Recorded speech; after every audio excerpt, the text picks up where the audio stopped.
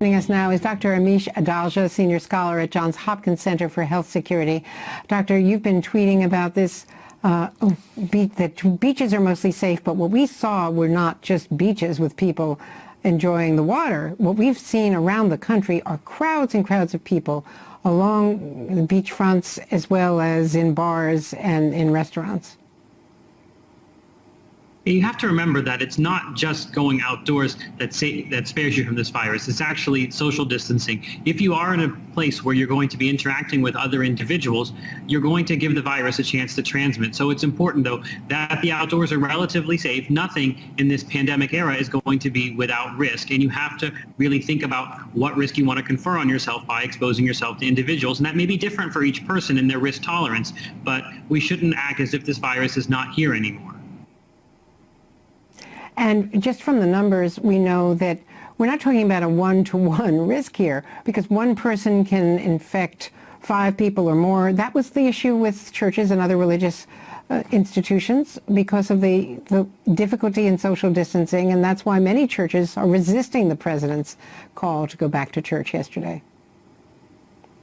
We've definitely seen what we call super spreading events that happen in churches. Churches are indoor. People have certain activities there, singing, that might not aerosolize the virus, but allow the droplets to emanate at a much higher rate. And we can see large groups of infections traced to churches. So churches have to be handled in a particular way because we've seen epidemiologically that they are ways that many people can get infected. So they are not the most safe place to go right now until certain measures are put into place to make church-going safer.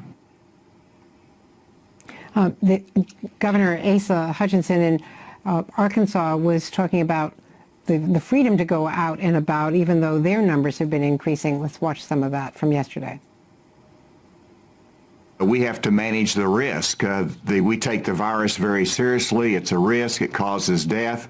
But you can't cloister yourself in home. That is just contrary to the American spirit.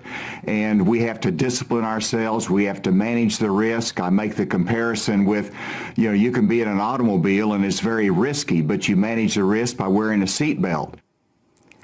Dr. Adalja, how do you manage the risk when you don't know what the data are? One of the things that was so shocking on Thursday, the Atlantic magazine published that the CDC was conflating and combining diagnostic tests with antibody tests, which give you it makes the information meaningless on both scores. It's very important that when governors and other policymakers and public health authorities are making decisions, they're using the correct data.